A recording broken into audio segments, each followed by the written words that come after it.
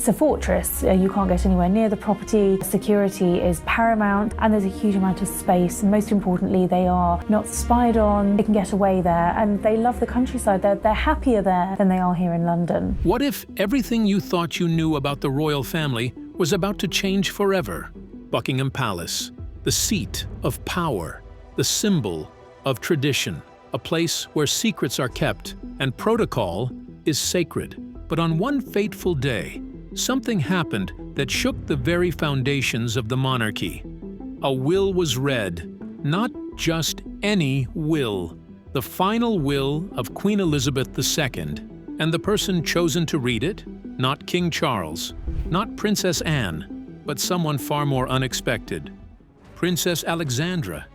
Yes, you heard that right. Princess Alexandra, the Queen's first cousin, a woman who has spent decades in the shadows of the monarchy, was entrusted with reading the late Queen's most private final wishes. But why her? What did the Queen know? And what secrets did that will contain? For 70 years, Queen Elizabeth II ruled with unwavering dedication. Queen Elizabeth II is one of the longest reigning monarchs in history. She witnessed wars, scandals, triumphs, and heartbreaks. She held the monarchy together through impossible challenges, but in her final act, she made decisions that no one saw coming. Decisions that have left King Charles furious. Decisions that have caused Princess Anne to question everything. Decisions that have driven a deeper wedge between Prince William and Prince Harry. What was in that will? Who gained power? Who lost everything? And why is Buckingham Palace now in complete chaos? The truth is more shocking than you could ever imagine. Fortunes shifted, legacies were challenged, and the future of the British monarchy now hangs in the balance. Are you ready to uncover what really happened behind those palace walls? Stay with us as we reveal the explosive details of Queen Elizabeth's final will and discover why Princess Alexandra's reading of it has sent shockwaves through the entire royal family. Because what you're about to hear changes everything. The silence before the storm. Picture this, a grand room in Buckingham Palace. Ornate walls, priceless paintings, centuries of history watching from every corner. Buckingham Palace is the most famous royal property in the world. The royal family gathered, all of them, together in one space, something that rarely happens anymore.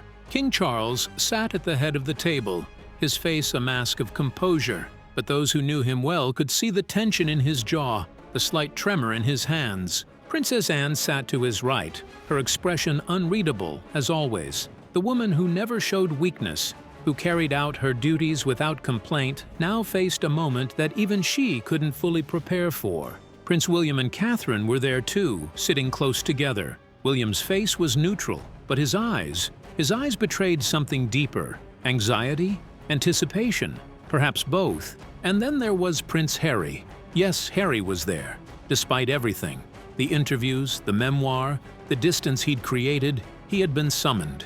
His presence alone created a palpable tension in the room. But the most surprising figure in that room? Princess Alexandra.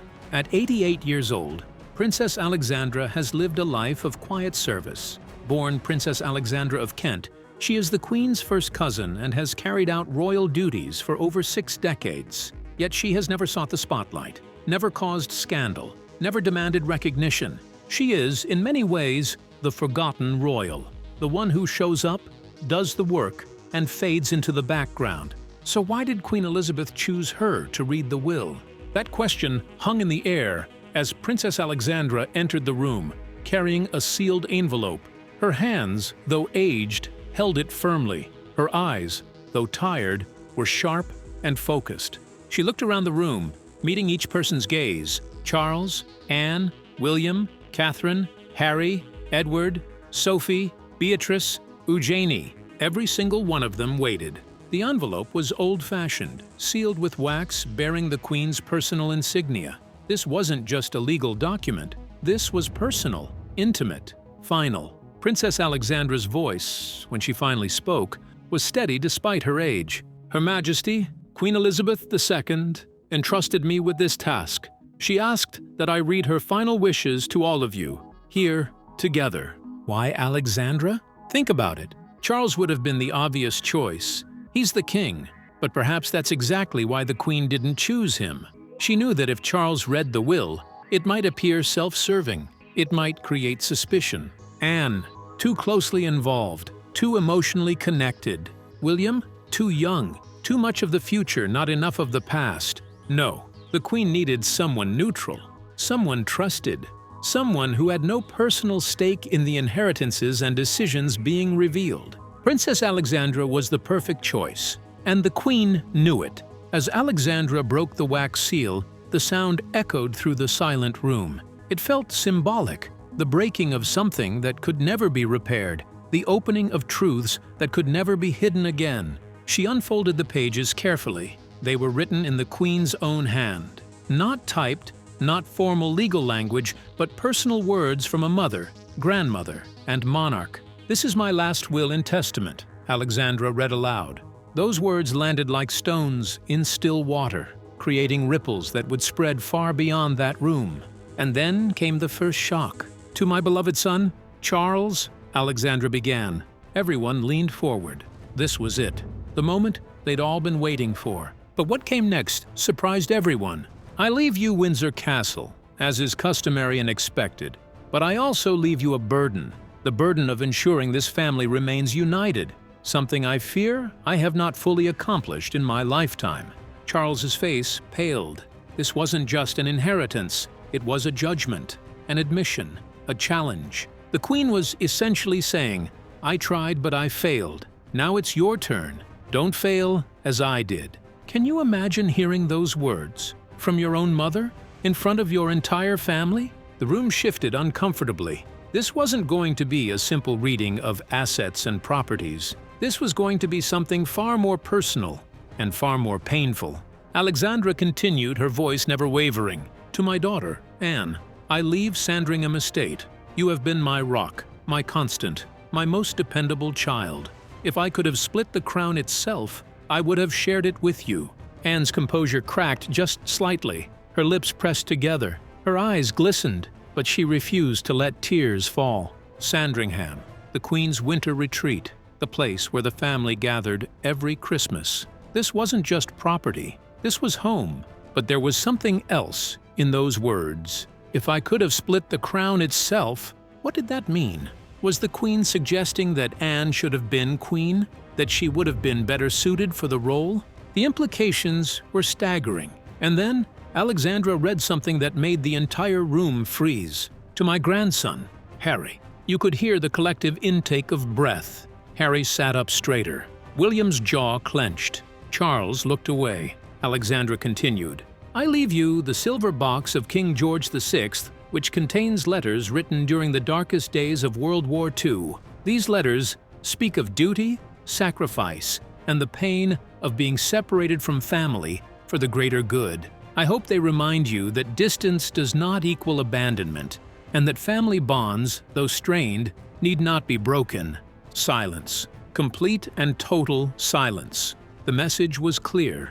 The Queen was speaking directly to Harry about his decision to leave the royal family. She was telling him that even King George VI, who had never wanted to be king, who had suffered for his duty, had found a way to stay connected to what mattered. Was this forgiveness? Or was it a gentle rebuke? Harry's expression was unreadable, but those who watched closely saw his hands grip the arms of his chair tightly. William stared straight ahead, his face like stone. But inside, a storm was brewing. Why should Harry receive anything? He had left. He had abandoned his duties. He had criticized the family publicly. And yet, the Queen had remembered him, honored him, included him. The bombshell no one expected. Princess Alexandra turned to the next page, her fingers moving carefully over the aged paper. The room remained locked in tense silence, every eye fixed on her. "Regarding Balmoral Castle," she began. This was the moment everyone had been waiting for. Balmoral, the Queen's most beloved property. Balmoral, the royal family's holiday home in Scotland. The place where she spent her summers, the place where she died. Traditionally, such estates passed to a single heir, usually the monarch, in this case, King Charles. But the Queen had other plans. Alexandra's voice was clear and deliberate. Balmoral Castle shall not belong to one person. Instead, it shall be held in trust for the entire family, Charles, Anne, Andrew, Edward, and their descendants. It shall remain a place where we all gather, where divisions are set aside, and where the memory of unity prevails over the reality of discord. The room erupted, not in sound, but in emotion. Charles's face flushed red.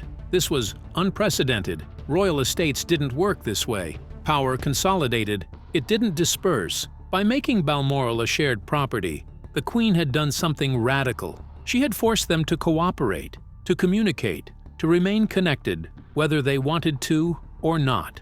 Think about what this means. Charles can't sell it. He can't change it without the agreement of others. He doesn't have complete control. For a new king trying to establish his authority, this was a massive limitation, but there was genius in it too. The Queen knew that without something tying them together, the family could fracture completely. Balmoral was her insurance policy. Anne understood this immediately. A slight smile played at the corners of her mouth. She saw what her mother had done, created an obligation that transcended personal grudges. But William saw it differently. This meant Harry still had a stake. Harry, who had left, who had attacked them in interviews and books, he was still being given access, still being included. William's frustration was palpable. He leaned over and whispered something to Catherine, who placed a calming hand on his arm. Alexandra, sensing the tension, continued reading without pause. To my granddaughter-in-law, Catherine, I leave the Vladimir tiara, which has been worn by queens and princesses for generations. You have shown grace under impossible pressure, and you will need every ounce of that grace in the years to come. Catherine's eyes widened. The Vladimir tiara wasn't just valuable, it was iconic. It had been one of the Queen's favorites. But there was something else in those words. You will need every ounce of that grace in the years to come. What did the Queen know? What was coming that would require such strength? The answer came in the next paragraph. I fear, Alexandra read, that the challenges facing this family will only grow more difficult. The world is changing. The monarchy must change with it. But change must not mean abandonment of our core values. I've tried to show you what those values are. I only hope I succeeded. These weren't just words of inheritance. These were words of warning. The Queen was telling them, you're not ready for what's coming, but you have to be. And then came the moment that truly shook Buckingham Palace to its core. To my grandson William, Alexandra continued, I leave something that may burden you more than honor you. I leave you my private journals, decades of my thoughts, fears, doubts, and decisions. I have never shared these with anyone, but I want you to understand that the crown is not a prize to be won. It is a weight to be carried, and you must decide if you are truly willing to carry it. William's face went white. Private journals? Decades of the Queen's most intimate thoughts? This wasn't just an inheritance. This was a test. Why give this to William and not to Charles? What was in those journals that the Queen wanted William, specifically William, to know? Charles shifted in his seat, clearly uncomfortable. Was his mother questioning his fitness to rule? Was she suggesting that William should be preparing differently? The psychological warfare of this moment was intense. But Alexandra wasn't finished. I also leave William the Duchy of Lancaster papers, documents that detail the true financial state of the monarchy, information that has been kept from public view but which he must understand if he is to one day lead. Financial documents, secret information. This was huge. The Duchy of Lancaster is one of the primary sources of the monarch's private income. By giving William access to this information now, rather than waiting until he becomes king, the Queen was essentially saying, start preparing, learn the truth, don't be blindsided. But it also meant something else. She didn't trust that Charles would share this information when the time came. Was the Queen protecting William from his own father? The implications were staggering, and the tension in the room had reached a breaking point. Prince Edward, who had remained silent throughout, finally spoke up. Mother wanted us to have transparency, he said quietly. She wanted us to know the truth, all of it. Charles shot him a look, but Edward didn't back down. And then Princess Alexandra delivered the final blow. There is one more provision, she said, her voice growing softer. One more request from Her Majesty. Everyone held their breath. The provision that changed everything. Princess Alexandra's hands trembled slightly as she turned to the final page. Whatever was written here, she knew it would be the most controversial part of all. Her Majesty's final provision, Alexandra began, concerns the future structure of the monarchy itself. King Charles sat up straighter. This was his domain now. What could his mother possibly have dictated about how he should rule? Alexandra continued, I have witnessed the monarchy evolve over 7 decades. I have seen it survive wars, scandals, and cultural shifts, but I fear the greatest challenge is yet to come. Therefore, I make this request. Though I cannot enforce it legally, I hope morally it will be honored.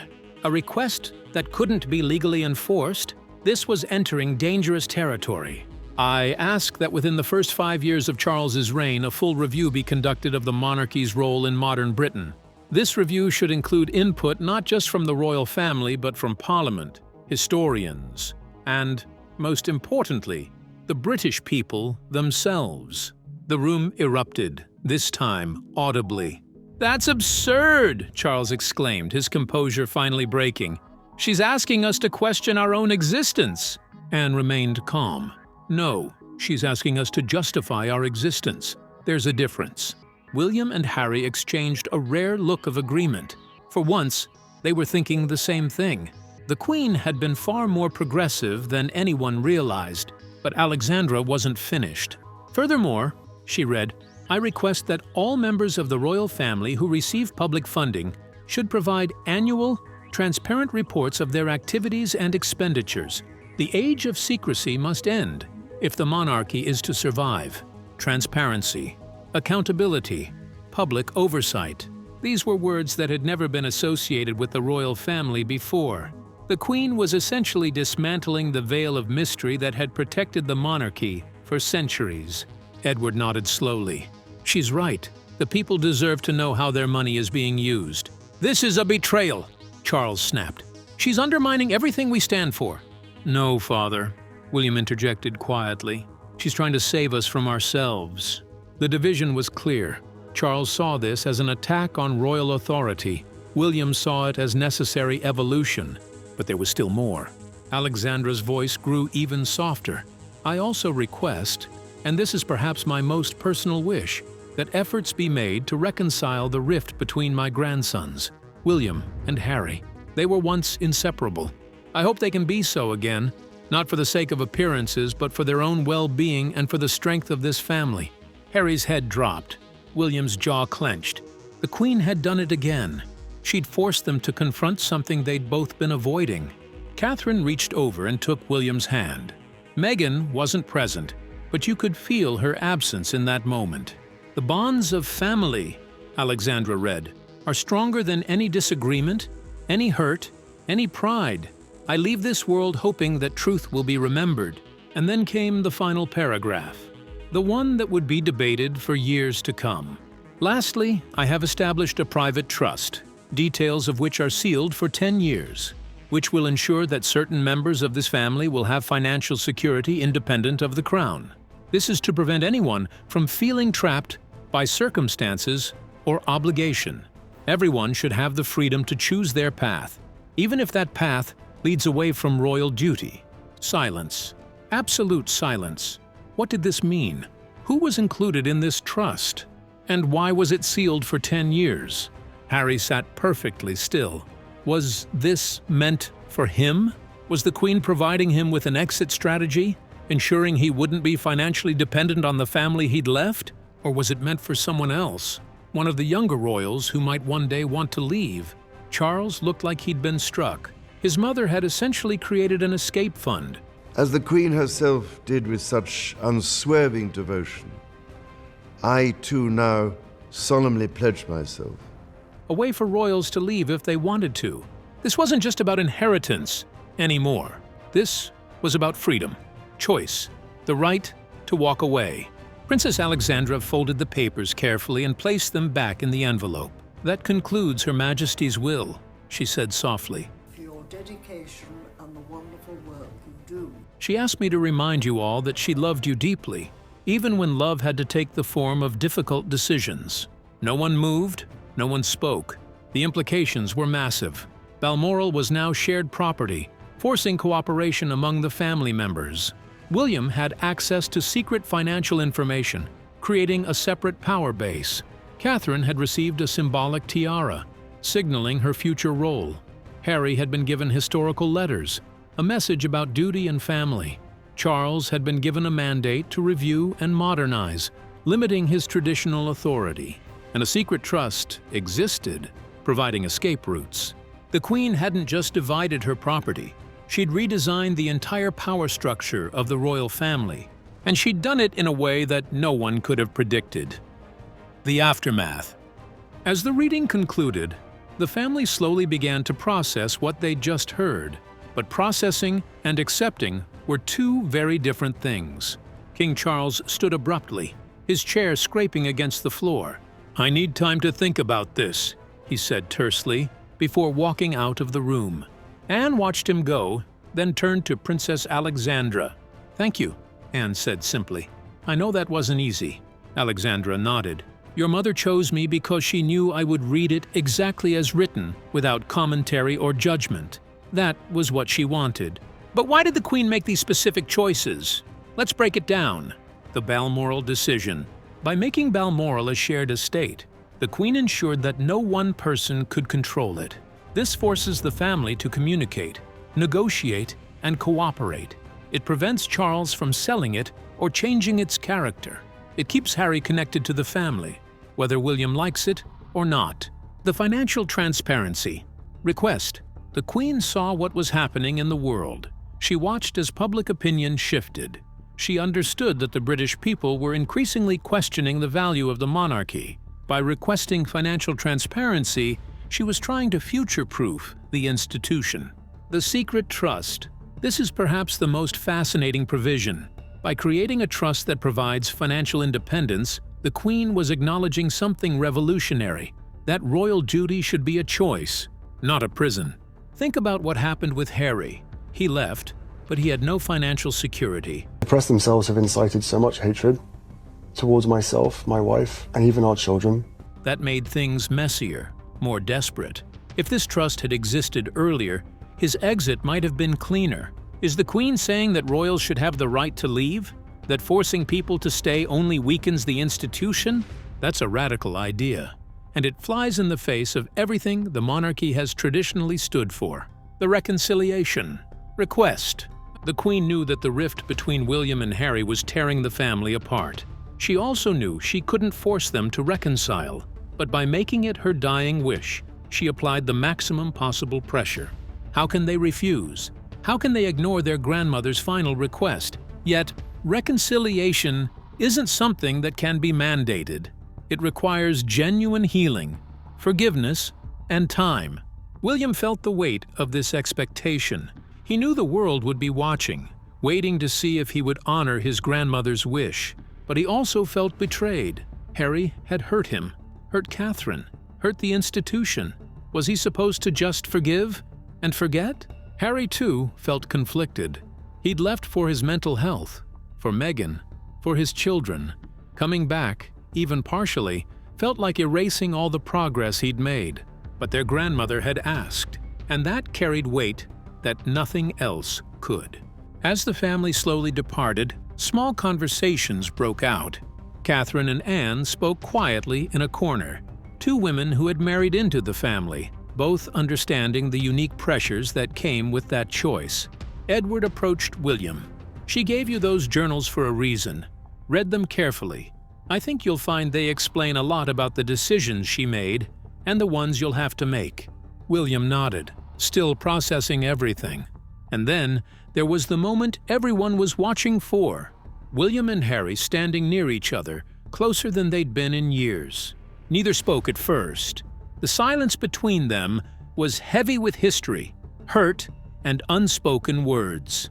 Finally, William broke the silence. "She wanted us to try," he said quietly. Harry nodded. "I know. I don't know if I can," William admitted. "I don't know if I can either," Harry replied. It was honest, raw, real. They didn't hug, they didn't reconcile, but they acknowledged the truth. Their grandmother had asked something of them, and they owed it to her memory to at least consider it. Why this will matters to you. You might be wondering, why should I care about a royal will? What does this have to do with me? Everything. Because this isn't just about wealth or titles or properties. This is about family, about legacy, about the choices we make and the consequences that follow. Think about your own family. Have you ever had to divide inheritance, watched family members fight over money or possessions, felt the burden of family expectations, or struggled with reconciling with someone you once loved? These are universal human experiences. And the royal family, despite all their privilege and wealth, deals with the same issues. The Queen's will raises some profound questions. Does financial security trap us or free us? The secret trust implies that having independent wealth allows people to make authentic choices, rather than staying in a situation out of obligation. Should families force unity or allow distance? The Balmoral provision forces connection, but is forced connection genuine, or does it breed resentment? Can public institutions survive without transparency? The Queen's request for financial openness acknowledges that secrecy breeds suspicion in the modern world. Is reconciliation always possible or even desirable? The request for William and Harry to reconcile sounds noble, but is it fair to pressure people to forgive before they're ready? What legacy do we want to leave? These are questions that get to the heart of human relationships, freedom, and accountability. The Queen's will is ultimately about legacy, what she wanted to leave behind, what she hoped her family would become. What legacy are you creating? What will people say about your choices when you're gone? These questions matter because they're about more than royalty. They're about the global reaction. News of the will's contents didn't stay secret for long. Within days, details had leaked to the press, though whether officially or through family members remains unclear. The British public was divided. Team Tradition argued that the Queen had overstepped. Monarchies work because of clear succession and concentrated power. By dispersing control and requesting transparency, she had weakened the institution. Team Modernization praised the Queen's forward-thinking approach. They argued that the only way the monarchy survives is by adapting to contemporary values of accountability and choice. International observers watched with fascination. Monarchies around the world began questioning their own structures. If even Queen Elizabeth II recognized the need for change, what did that mean for other royal families? The Queen's will sparked a media frenzy, with #Queen'sWill trending for weeks. The royal family was abuzz with debates about whether Charles would honor all the requests, while Harry and Meghan faced both praise and criticism. Meanwhile, William and Catherine's future role was being analyzed endlessly, and memes about family inheritance drama proliferated. It was clear the Queen's decisions had significant implications for the monarchy's future. King Charles had already made some grand gestures, like fulfilling a secret promise to Princess Catherine, which had left Queen Camilla speechless. The media scrutiny was intense, with some outlets framing the decisions as bold assertions of independence, while others expressed concern about the long-term implications for royal tradition. But beneath the jokes and debates, there was something deeper: recognition. People recognized their own families in this story: the inheritance disputes, the unresolved conflicts, the burden of expectations, the desire for freedom versus the pull of loyalty. The Queen's will had become a mirror, reflecting our own struggles back at us. What happens next? So where does the royal family go from here? King Charles faces impossible choices. Will he honor his mother's request for a monarchy review, knowing it could limit his power? Will he implement financial transparency, exposing royal spending to public scrutiny? Will he maintain the Balmoral arrangement, or try to challenge it legally? Will he pressure William and Harry to reconcile, or let them find their own path? Each decision will define his reign, and each choice will be judged against his mother's legacy. Prince William must navigate tricky waters. What will he do with the private journals? Read them immediately, wait, or share them with his father, or keep them private? How will he use the financial information he's been given? Will he reach out to Harry, or wait for Harry to come to him? How will he prepare for a kingship that looks very different from what his father expected? Prince Harry has decisions to make too. Will he accept the olive branch his grandmother offered? Will he remain distant or try to rebuild bridges? How will he explain this to Meghan and his children? Will he wait to see what's in the sealed trust, hoping it provides him with long-term security? Princess Anne continues to be the steady presence, the reliable one, managing Sandringham as the Queen would have wanted, serving as the voice of experience when conflicts arise, and honoring her mother's memory through continued dedication.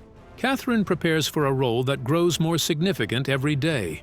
She'll wear the Vladimir tiara not just as jewelry, but as a symbol of responsibility, support William through the challenges ahead, and raise George, Charlotte, and Louis with an understanding of both privilege and duty. And Princess Alexandra, she returns to her quiet life, having fulfilled the most significant royal duty of her long career. She read the words her cousin asked her to read, delivered the message without bias or interference, and her role is complete. But the impact of those words will echo for generations. The legacy. Queen Elizabeth II ruled for 70 years. She witnessed the world transform around her. She adapted when she could, held firm when she must, and always, always put the institution above personal feelings. But in her final act, she did something revolutionary. She chose people over protocol. By sharing Balmoral, she chose family connection over traditional succession. By requesting transparency, she chose public trust over royal mystique.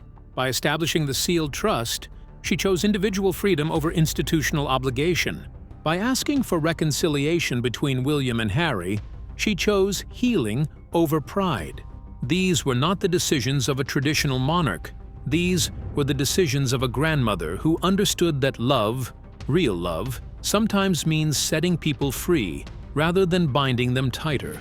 Princess Alexandra's reading of the will was more than just fulfilling a duty. It was delivering a final message from a woman who had dedicated her entire life to service, but who also understood the human cost of that service. The Queen's final words can be summarized in one powerful truth. The monarchy survives not because of tradition, but because of relevance. And relevance requires change, transparency, and above all, genuine human connection.